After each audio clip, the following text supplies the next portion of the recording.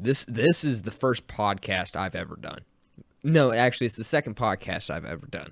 It's just the first one I did, I accidentally saved over it with a blank audio file. So, that's how it goes when you're learning how to do podcasts. So that's what I did. I saved over an hour's worth of me talking about fishing. And, that's content that you guys are never going to hear again. You missed it. It's my fault, but you missed it.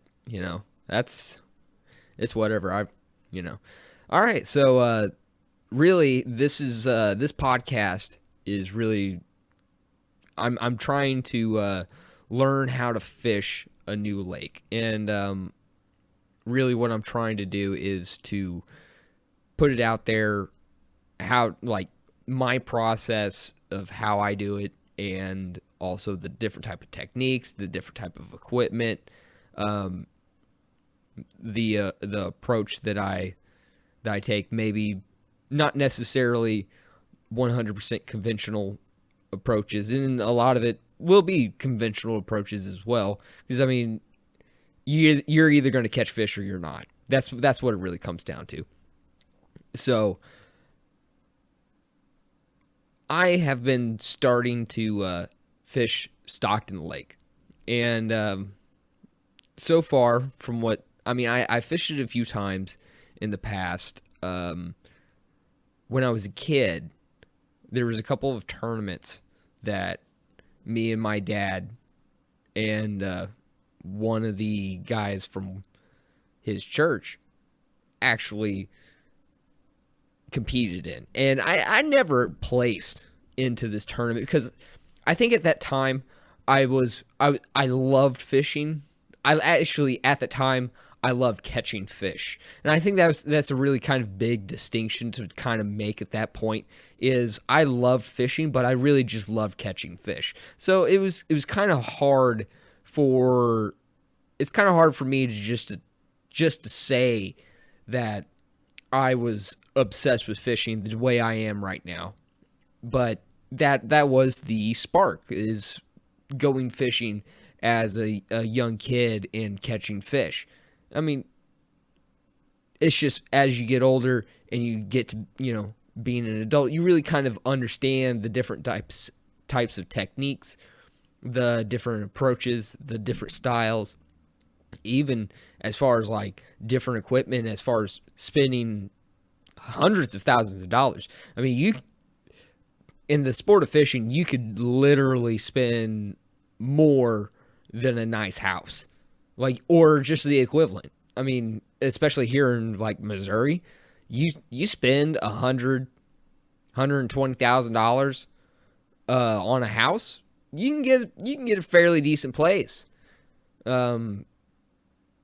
But you can also spend that amount of money onto a bass boat, and it's going to have all the bells, it's going to have all the whistles. You're talking about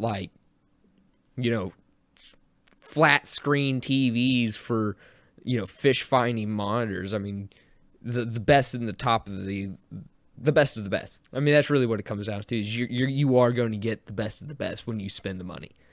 But that's okay.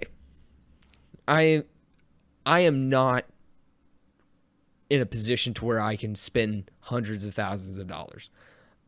I have already spent probably a few $1,000s. I have a few $1,000s invested into my fishing equipment. I have at least a small arsenal of rods. The most expensive combo I have right now is actually the most recent combo that I've bought, which is I bought a SLX Shimano, and I paired it up with a Dobbins Fury. It's a 7'3" medium heavy fast action rod.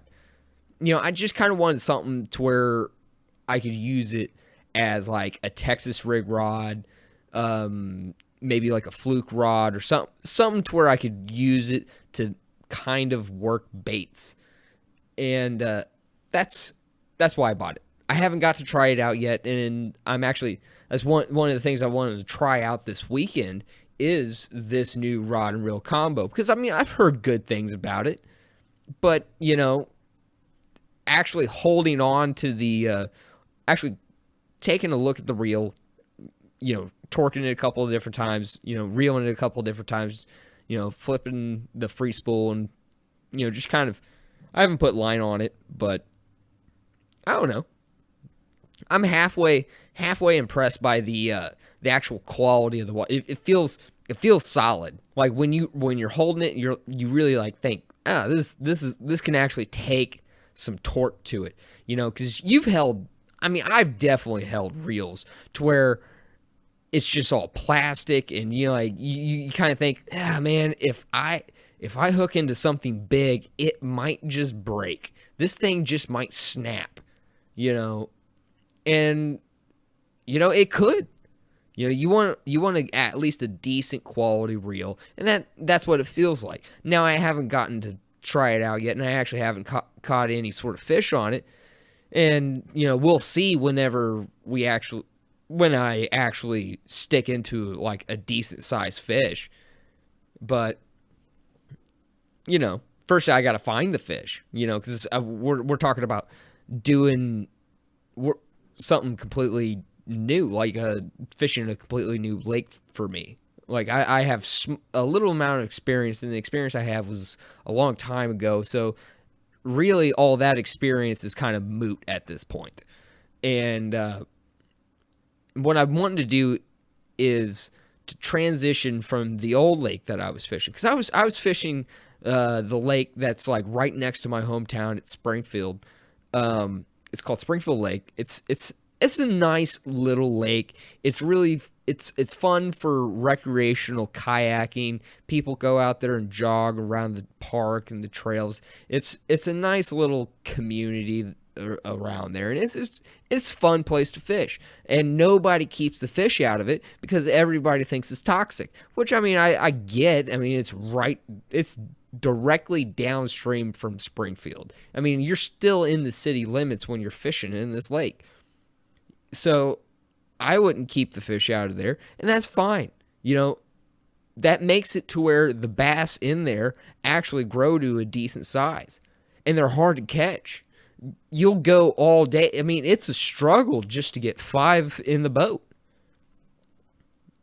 I mean, you can get more than 5. I've seen people get more than 5, but for me, on average, I would usually average anywhere from like 3 to 5 fish. Really, just honestly, an average of 4. It would be probably an average of 4. If I was being completely like on like dead point, it'd probably be an average of 4. And the sizes would vary. I mean, a pretty cookie cutter size out there is about like 2 pounds. 2 pounds is a pretty cookie cutter size for out there. But they get bigger than that. They get real bigger than that. The biggest one I caught actually went 8 pounds. And the thing is I wasn't even in a kayak. I didn't even own a kayak at the time. You know, it was one of those days to where it's like, it seemed like everything, like when I tell the story, it kind of seems like I'm making it up. Like, you know, like I'm embedded, like, you know, it just doesn't seem real to me. It's just one of those things. Like when you meet a celebrity, or when you like, it's like, oh, holy shit. There's Johnny Depp just fucking standing right there. And I said hi, and he was like, what's up, man? We had this weird conversation about shoes, you know, sort of shit.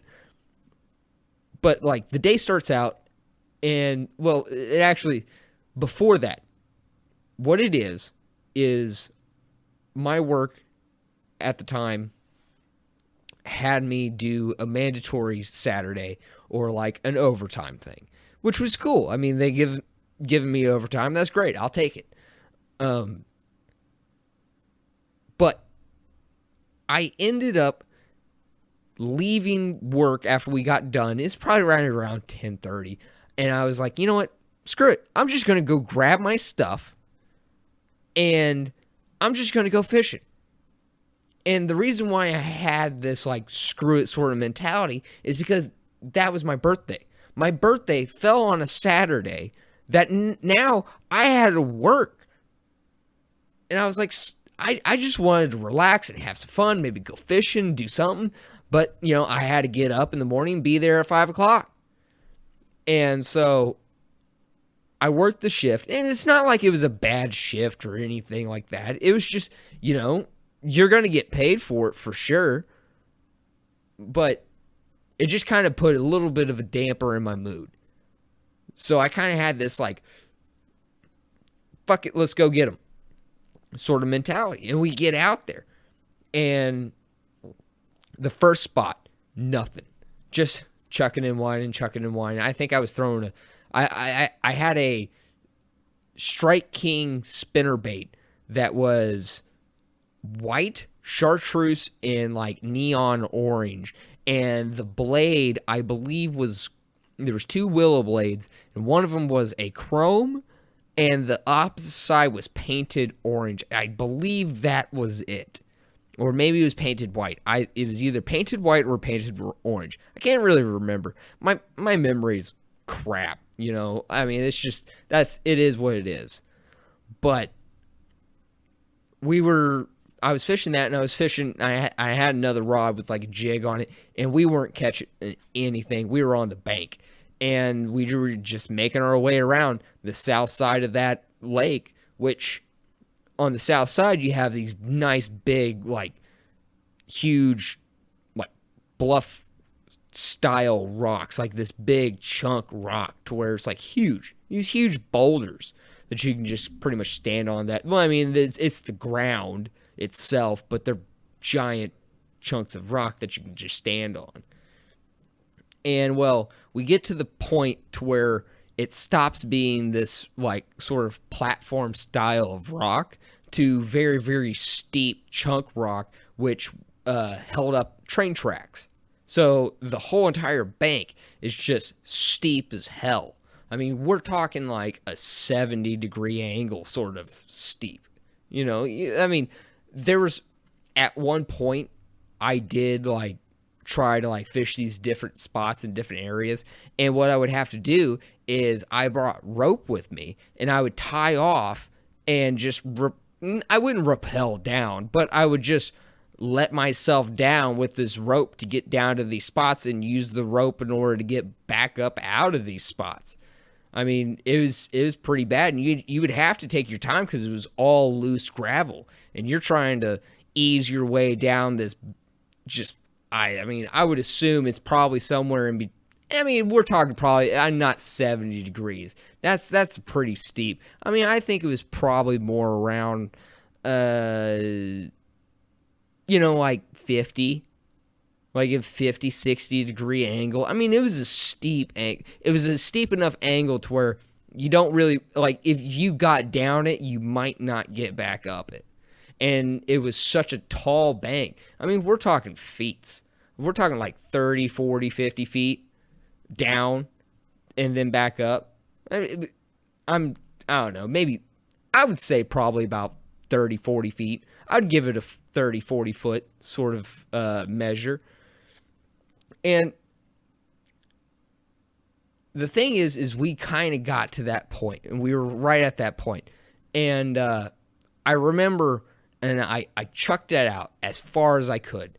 And it was, I had watched a video of this guy, his name is Chad Hoover, and he was talking about ways to fish a spinnerbait. And what he had said was to just let it fall to the bottom, and then just pop it up, and then just slow roll it along the bottom. And that's what I did. I just chucked it out there. I just popped it up, and I just started slow rolling it along the bottom. And then all of a sudden, it just went boom, and I set the hook. Like, I mean, I lean into it hard, and I thought I was hung. I mean, I hit it, and I was like, ugh. I literally let out a sigh. Like the feeling of just burnt and just stiffness, and it was just stuck, I just leaned into it hard. I mean, I set it as hard as I could, like, because, I mean, it's a spinner bait. It's a really thick hook. So if you catch a fish, because when you catch a fish, you can tell it's because it moves along with it. Not this one. Not this time. And then all of a sudden I start feeling shake, shake, shake, shake. And I'm like, oh, it's a big one. It's a big one. And like I started reeling. I was like, man, I really couldn't tell how big it was. Because I knew it was big. I just couldn't tell how big. But it ended up coming up and coming up to the surface, and I ended up seeing it. And I was like, oh, it is big. It is big. And then I had, in order to land this fish, because where I was standing at was probably about 5.5. Well, it's about like 5.5 foot, almost 5.5, 6 foot, right down to the bank, of this like piece of like big ass boulder that we're sitting on. Well, I'm standing on. And I have to come down off of it. So I come down off of it with this fish still hooked on.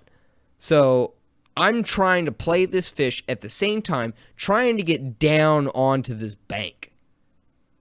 And so I get down there and we land the fish. And the fish is in.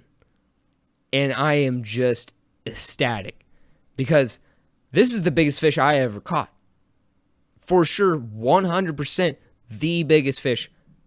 Well, not the biggest fish, because the biggest fish I ever caught was an 11-pound flathead, but that actually wasn't even really that cool of a story. Not even. It's not like setting the hook into a 8-pound bass and fighting it in and having to hop down this rock in order to land it. We didn't get a weigh on it. Like, we didn't actually weigh it. We measured it. We took the length and width, and it came out right around 8 pounds. It was like 24 inches. I mean, this thing was, it was like a football. It was a huge bass. And, it was, it was nice. It was nice. It was nice to catch a bass that size. But, and we released it. Because it was pre-spawn, she was all ballooned up, and so I released her back into the wild, and hopefully she's still out there roaming around. I mean, she wasn't out of the water for too long, and I didn't have to fight her for too long, so I think she's probably still out there. But I know they're out there. I've caught a couple 4s out there, and I've caught a couple 5s out at Springfield Lake, and I love fishing out there. Actually, it's honestly, I feel like I'm kind of doing myself a bit of a disservice by switching to Stockton Lake and trying to figure out a new lake, because some of my favorite fishing is out at Springfield Lake, which is frogging on lily pads, which is just awesome, or using topwater around grass, and a lot of shallow water grass fishing. That's my jam. I love that sort of stuff.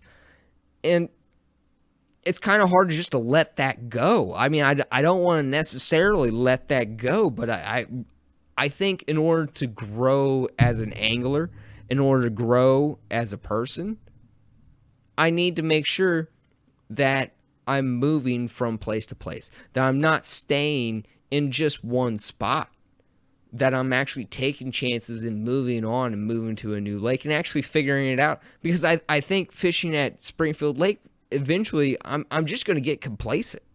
I'm just going to get complacent with everything there, and it's just going to become one of those things to where it's like, oh, here we go again. Oh, is it another 3-pound bass in the lily? Even though I probably could do it every day of my life and just still have so much fun doing it every day of my life, I just need new challenges. I need new challenges. I need new things. I need that. I need something to where I don't know what's happening. I need to be able to figure things out. And that's what I've really come to kind of understand about fishing and outdoors. And I mean, even when I tried hunting last year, it was just such an experience of how much I didn't know. And because of that experience, it actually, in a way, I mean, because of that experience, it kept me out of the woods this year. But just because I know I didn't put in the time that was necessary for me to actually step foot into the woods to try to kill an animal. If I were to step foot into the woods trying to take a buck, it would be all luck. It would be all luck. And for another thing is my equipment's not up to snuff. It needs work. And I really just kind of want to update my bow and stuff, my whole equipment anyways. But I'm kind of getting a little off subject because I'm really wanting to kind of talk more about fishing and what I'm actually going to be doing this upcoming weekend. So the last time I actually went out to Stockton Lake, I went fishing with a friend from work, Quentin, and we went catfishing. And some of the spots that we were fishing in were, I looked onto Navionics and I figured that these would be like high probability spots because they were a northern bank where the wind was kind of blowing into it, and really they had sharp drop-offs and bluffs. And there was a transition from gravel to bluff, like really chunky bluffs, and just drastic difference in the terrain. And that's where it changed. And it kind of makes this like little bit of a U. But what's really interesting about this spot is that there is a creek that also feeds in just west of upstream. So it kind of creates this peninsula. So you have this sort of southern peninsula jutting up that creates a nice long tapering flat because of that. And then that runs up into Bluff Wall, which is probably about 25 to 30 foot deep, somewhere right around there. And that actually, with the pockets that are actually on the north end of the lake, those actually get pretty shallow. Those end up getting to where they're probably about like, I don't know, like 5-7 foot deep. So it goes from like somewhere right around 5 to 10 foot deep, and it drops off into about 25, 30 foot deep water. And it takes about maybe, 50 to 100 yards in the in the middle of the trench. I think the middle of the trench is actually about 100 yards. Like the yards is about 100 yards from the 12-foot mark to the 20-foot mark, 23-foot mark. I think that's right around where it is, if I'm remembering correctly. But the bluff walls that are right next to it are even sharper than that. So, I mean, we're talking like almost instantly. So there's this nice little like wall that comes up into a sort of, I mean, not like too flat, but there is kind of a nice little point there. And when we went fishing a couple weekends ago, we were actually I was getting a couple of bites off the first spot, which was on the eastern side of the U-bend, which was where the first little cove was actually located. And after that, we just moved on from there. We didn't actually fish in between the two coves. We just went from point to point to point. The reason really for that, I knew that we weren't going to have as much time to really fish the way I would want to fish, or to really break down the water, because this is the first time out. I was just trying to hit the biggest high percentage area possible. And we did that. He ended up catching a channel cat, probably about, like 4 pounds, 3-4 pounds. Not a bad little channel cat.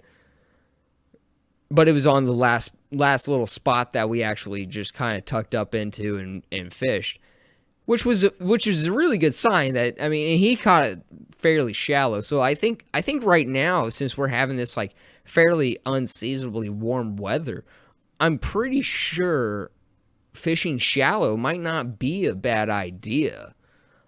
Or at least fishing those shallow spots that are just right off deep spot, like to where it drops off from 10 foot to 20, 30 foot, to where you have this nice little sharp bluff or nice little sharp drop off.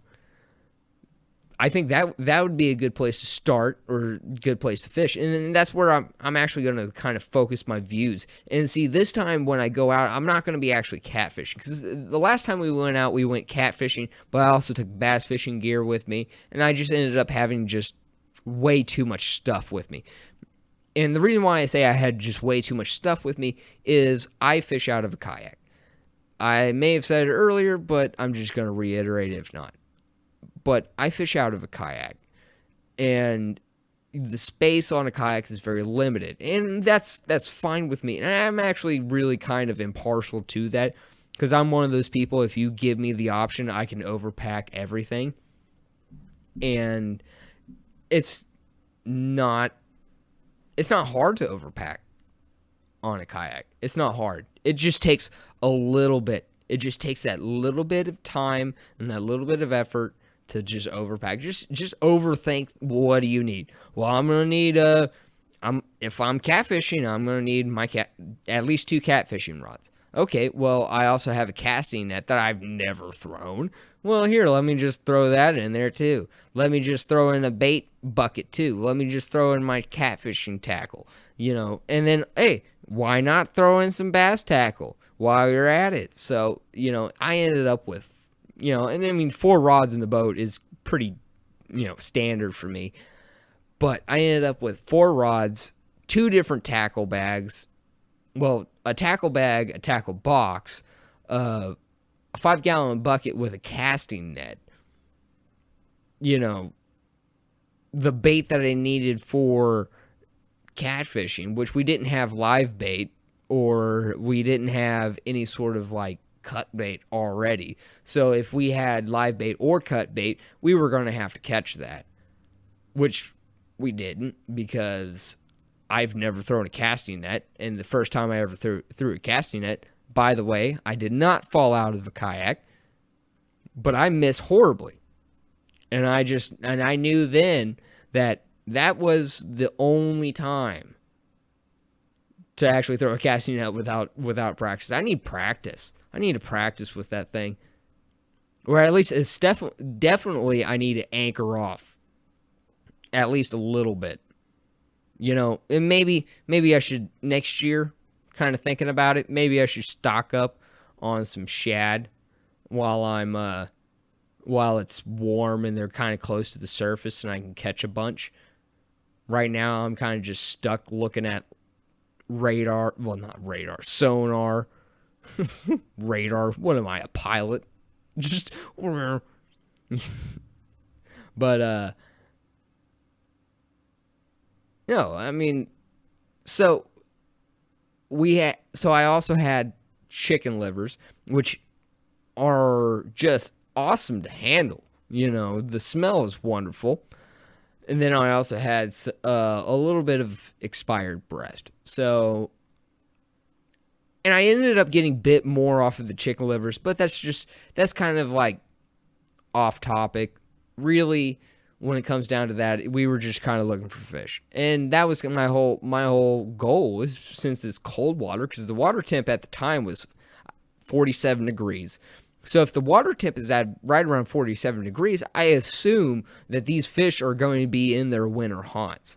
And I also assume that if the catfish are in the winter haunts, the bass are in the winter haunts, and the bass are probably going to end up probably right around the same places that catfish are. So I kind of feel if you're finding one species of fish, you're going to be finding more species of fish at the same time because they're going to school together because of the same reason. For one thing, safety. For two, food. The bait fish are going to, school up into certain places, and they're also going to get corralled into certain places. But, that's just part of it. But you're going to find the bass and the catfish around the same place. I just kind of feel like with the catfish, it's a little bit, it's kind of a more lazy method of finding fish because all you have to do is just cast it out there and just let it sit. You're not casting and whining, chucking and whining, and like slow dragging some sort of jig all over the place.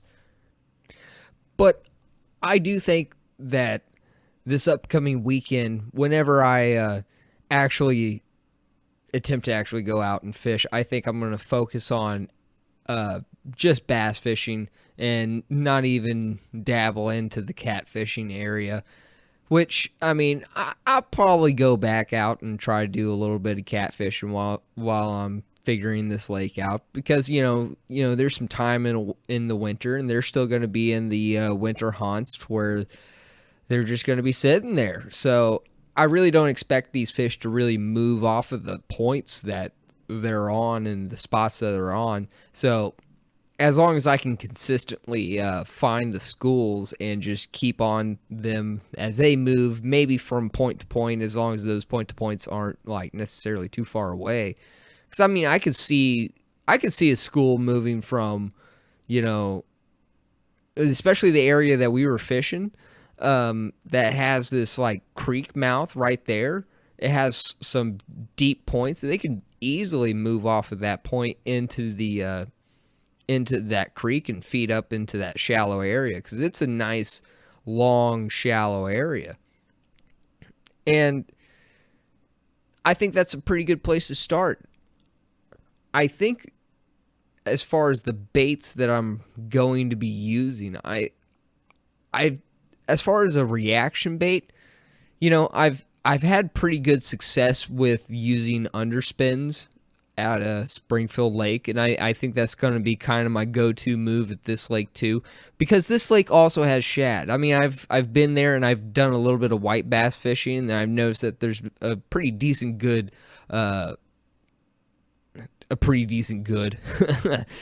Oh man, you gotta love my English.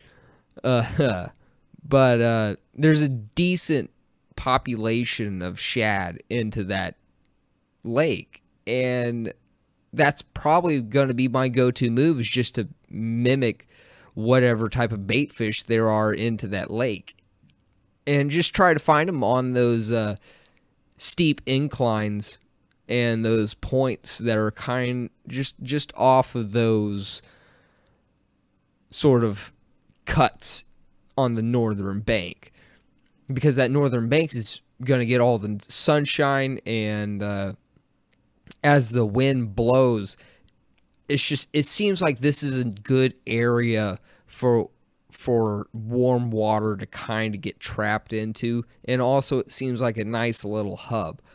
But also at the same time, I'm not necessarily married to just sitting into that spot.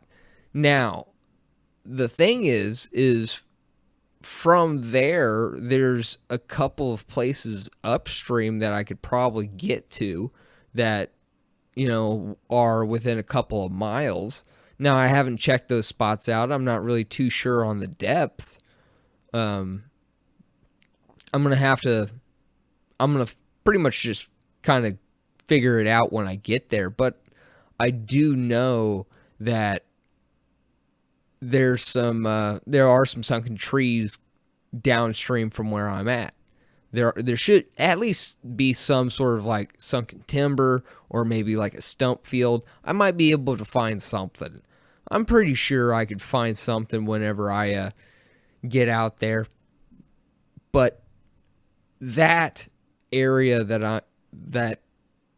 I could get to that is downstream, I think it's about like a mile and a half downstream, and the spot after that's probably another like another at least half a mile or so. So, I mean, you're talking like that's a pretty decent trek on a kayak, and that's going to be a pretty big commitment. So, if this spot isn't panning out, but see, the thing is this spot couldn't be it might not be panning out because it might be early in the morning too. You just never know. It could just be one of those things where it's not the right time of day.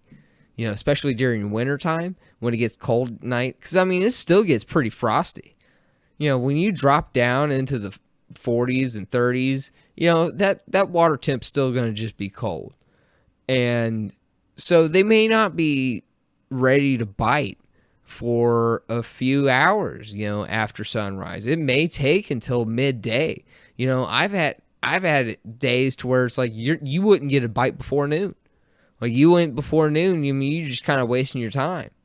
It's kind of one of those things. But you never know. If your bait's not in the water, you're not catching fish. I mean, you can still catch fish. I mean, I bet you you can still catch. You know what? I'm pretty sure I can still catch some fish. Being out there in the morning, I bet you I could do it. I mean, you just have to be real slow. I think you just have to be real slow. Like, as slow as what you would think, and then slow that down from there. Like, I'm talking like to where you would crank it a little bit, or you would drag it just like an inch, and then you'd stop. Like, it would almost seem like you're just picking up your slack. Like, that's it. That may be just all you're doing. You're not moving that bait, but like an inch at a time, like sort of thing. But I've had success like that. I've had days to where like I was trying to do all this reaction fishing, and what I ended up doing is the first fish I really caught was because I got a backlash. And the bait just sat there. So I fixed the backlash, and when I was reeling up, the bait was swimming off. And I was like, oh, there's a fish. And pretty much that was just kind of the gist of the day, was just dead sticking. Anytime I was working a bait, I wouldn't catch any fish. But anytime it just sat there, I'd catch something. I will say there was a point in time to where I actually caught a couple of fish right at the boat when I was swimming a jig.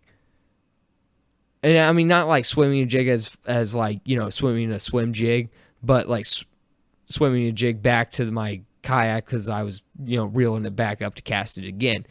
And they hit it right at the boat. But that was the only two. Other than that, it was just dead sticking, That's what they wanted, something to not move. That's what they wanted. They wanted to look at something and it had to be close, But it was during a rain, like it was raining, it was cold. It was pretty miserable. But I ended up catching quite a few fish that day, So as far as like what's going to be going down now, I mean, Saturday it's looking at a low of 39, which, I mean, that's not too terribly cold. We're not talking about freezing temperatures, but, that is still keeping that cool water. It's still keeping that water cold. It's not letting that water warm up too much, but the high's supposed to be 55. 55 degrees may push those fish up into the shallow waters. So fishing off of those points on that northern bank, I might find the bait balls, but I might find the bass pushing those fish up into the shallow waters. But I also might find bass in the shallow waters anyways. So I may just think about using, I have a square bill. I could use a square bill and just like chuck it out and just wind that dude back and see what happens. I think that's not a bad way to go. Especially with these flats. but it also depends on the time of the day. I think that might just be better off to use later on in the day whenever it's, a little bit warmer and everything has a chance to get going. Whereas I think in the morning, my best bet, I think, is probably just to go like drop shot with some sort of like shad sort of style drop shot bait, which, I mean, I gotta do a little bit of shopping.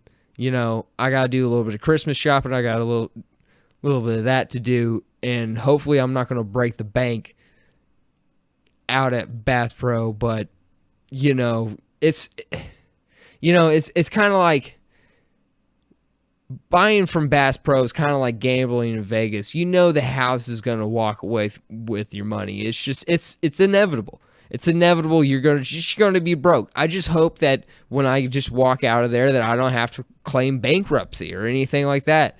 Like I just, hopefully, I just got to keep myself under control. It's hard to do. It's hard to do. It's so tempting just to grab, because all you need is just one of this and one of that and one of this and one of that. And then all of a sudden, next thing you know, you got like $200 worth of baits in your hands, and you haven't even done any sort of other shopping. Like if I'm doing Christmas shopping there, I'm going to be ruined from it. But I digress. But I'm probably going to pick up some sort of shad style drop shot bait, and I got most of what I need, and I think that's the one thing that I do need to add to my arsenal that I don't have. And I think that might just be key in this sort of point, especially with these like large chunk rock, instead of having this like little swim bait on the bottom, which I also do need to get a open hooked underspin. I have the owner 3-aught flashy swimmer, which is a really good, it's my favorite underspin bait that is weedless. Like that's the way to go. And I really enjoy using it. I've caught a lot of fish off of that. That's kind of my staple go-to move when I was fishing at Springfield Lake. So, if you're listening to this and you're fishing Springfield Lake, get that in like a Strike King swim bait, just white, or Kitech white, the 3.75. It's a good move. But I mean, that's a grass lake. Go out there, just chuck that and wind it. You'll have some fun. You'll catch some fish. It's a good move. You're not going to get hung up all the time, and it's easy to fish around cover. It's easy to fish when you're not really like an expert at being able to work a bait.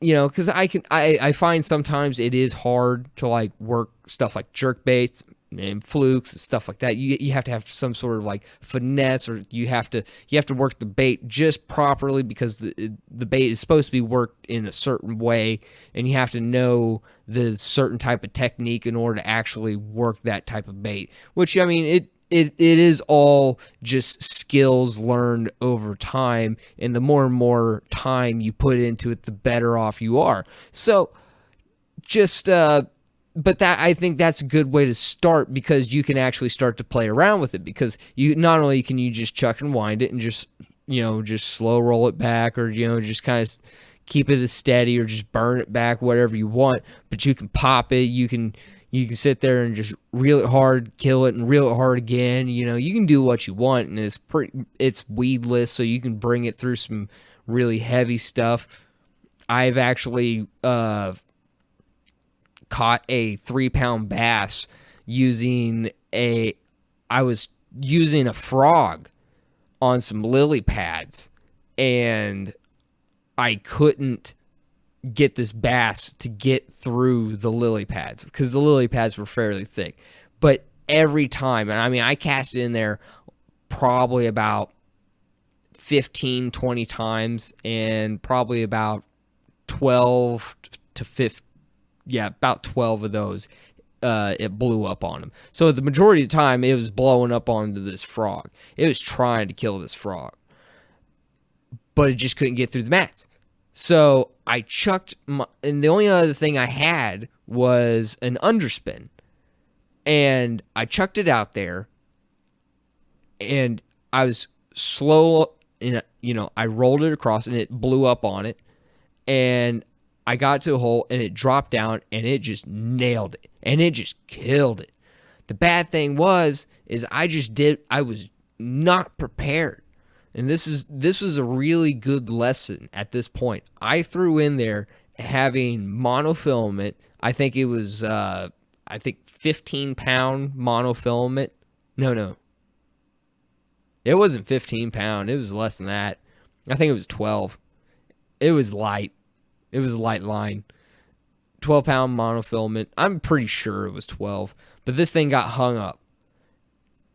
This thing got hung up into the lily pads, and it was back in there. And I ended up having to go in there and find this thing. Luckily for me, this thing didn't rip off. This thing didn't break off or anything like that. It was just chilling there on a lily pad, just kind of stuck. And I was able to get it, and I was able to unhook it. And I ended up having to reach down and unhook it under the water where it was at. Like, I couldn't. There was no way I could lift it up out of there. It was either that or just snap the line, and I wasn't necessarily willing. Like, I kind of felt like it was because of the line and the tension on the line that was keeping the fish there, and that was actually helping me to actually unhook the fish. So breaking it off wasn't necessarily a good option at that point.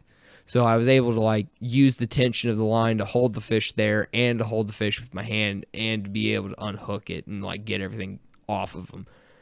And after that, it was probably about a 3-pound fish. Took a picture, released it right there. But getting back there was that was a really good lesson. I wasn't using the equipment to be able to get that fish out of there. So from there, I actually went to a 7-foot heavy, it's a broomstick. I think it's called casting. It's a casting rod. And with 65-pound braid. I need to update the reel on it. It's just one of those. It was one of the first reels I really bought. It was a Bass Pro reel, and it worked for the time, but I think it's getting old, and things aren't working the way they used to. It's a few years old. I've caught some fish off of it. I'm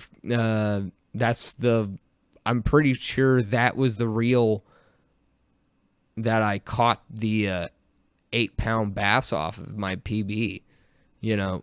That big bass, but I just don't want to be constricted to just fishing one lake. And I know these little memories of this old lake. I mean, these are experiences that I'm going to have to draw off of in order to actually be able to figure this new lake out.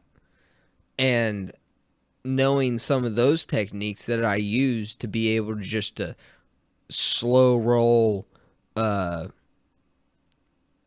underspin across the bottom, or just to be able just to bump it along things. Those sort of different techniques that I learned there, I'm going to try to bring to this new lake, and maybe they'll work and maybe they won't. We'll just see. But I'm probably going to be throwing the underspin. Also, at the same time, I'm going to have on, of course, just, your standard brown, PB&J football jig. I also have a finesse jig. Same, just brown, brown. It's the way to go. Crawl. That's what, there's going to be crawfish just littered all the way through that lake. All that chunk rock, all that different gravel. It's a staple food in there.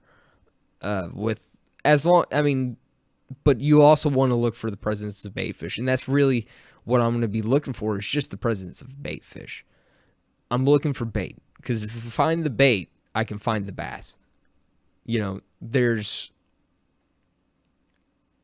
a lot of places where I think that they could corral bass. I mean, not corral bass, but the bass could corral the shad. And I just want to hone in on this single area. And that's the area that I really just kind of want to make sure that I really just kind of slow down and fish it and just really be methodical about it. Because with the water temp being as low as it is, now if I find a school of bass around a school of shad, I do have a couple of jig spoons. I can drop a couple of jig spoons down there, which that's not a bad way to go either. But I got to get those dudes up quick and get back down there quick because that's going to be a quick bite. Because once that school gets going, I got to get after it. Which fishing in a school is really fun whenever they start biting. Because the last school that I was actually fishing was on Stockton Lake.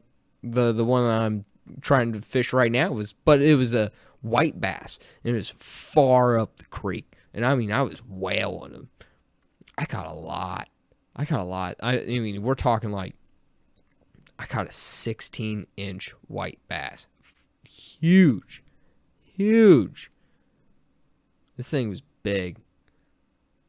But I digress. It was a huge school, and they were just really packed in there. So, I mean, I was just chucking in this Meps. I think it was like a size 4 silver blade, probably, squirrel tail. It might have been bucktail. No, it was definitely squirrel. It was definitely squirrel with the red little like feather on the end. But yeah, just chuck it in there, and they wouldn't bite it if it was moving. They would only bite it if it just fell to the bottom and just sat there. They would pick it right up off the bottom. They would not bite it they first started biting it when it was moving, but they stopped. And then they wanted it to fall. So, but when I let it fall, that's when I started catching the big ones. Like I wasn't catching the small little ones. I was catching the big dudes. And it was nice. They were good sized bass.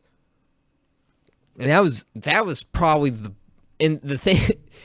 fun part about that was it was probably about, I would almost say about 2 miles up from where I launched. It's probably about 2 miles, 3 miles up from where I launched on a kayak, paddling, and stopping and fishing. So, and I think that in one way, we're not talking about like a 2 mile trip there and back. We're talking about 2 mile trip there. So you went 2 miles to there.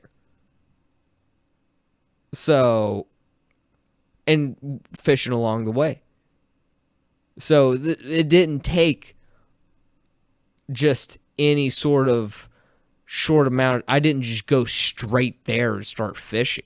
No, this was a full day of fishing. And I want you to really understand like the impact of what that school meant to me, because that whole day was just nothing but a grind. It was just nothing but a grind. It was me casting into trees. It was me not finding fish. It was me not catching fish. It was me getting backlashes. It was me casting into more trees. Hey, guess what? I cast into more trees. Guess what? I get hung up and lose some baits. Guess what? It was just, it was one thing after another. But I kept going. I kept trying. I kept fishing. It was a floodwater condition, so you had to fish tight and close to trees. And I wasn't necessarily using the baits that I really should have been using, but I kept going, and I kept fishing, and I still didn't catch. I started catching some fish. When I got about a mile up, I did start catching some fish, and they were minuscule. Actually, I actually caught a lot of fish that day. And it first started out, the first 8 fish I caught probably equaled a pound. No, I take that back. Not equaled a pound. No, they would probably equal about like a 3-pound bass. The first eight fish, 3-pound bass. They're really small. Like a 3-pound bass, like you could probably all fit them in. Like a 3-pound bass would eat all of them, every single one of them, and just not even hesitate and just eat them. But it was just, that's what it was. Just any time it was a fish, it was just such. I mean, I was having fun at a certain point. Like at first, and see, this is the thing really to think about it. I really started having fun when I started catching fish. Because at first I was like, these are small fish. And then when by like the 3rd or 4th one, I was thinking, you know what? It doesn't matter that I'm catching these giants or catching these little ones. It doesn't matter. The giant ones are going to give this. I mean, I had an 11-pound flathead give me a wet sock of a fight. And I've had a 1-pound bass give me a hell of a fight. So I think it's really just subject to what our own perception is. So I started to strive. I started to strive. I didn't start to strive for anything. I started having fun. I just let it go. It was fun.